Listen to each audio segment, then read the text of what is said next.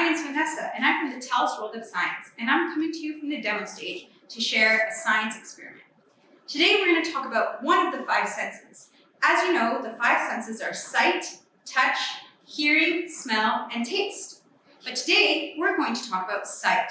So scientists use their sight and their eyes to make observations. They can't really use sense of taste or touch or smell because that could get really dangerous. So we rely a lot on our eyes to do a lot of our science observations. Today, I want you to use your eyes while I tell you a story about the Picky Princess. We're going to use these beakers here, and as you can see, they kind of look clear, just like water. But make sure you're watching along to see what it actually is. So, the Picky Princess was a very, very picky girl, and she never knew what she wanted to drink.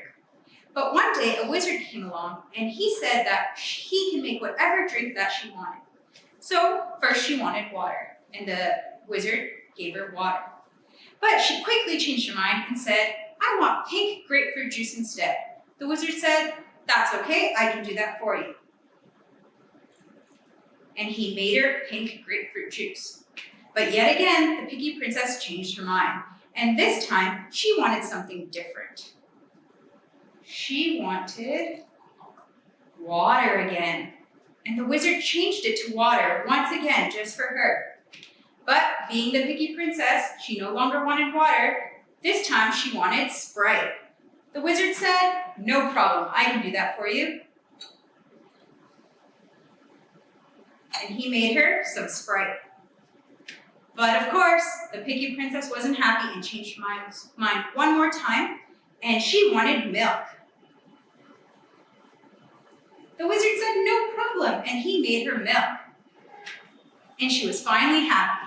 So, as you can see, these weren't actually water. They were all different chemicals, and when we mix them together, we get a chemical reaction where different reactions produce a color change. They could produce some fizz, or in this case, a precipitate. So, you have to use your eyes to make these fun science observations.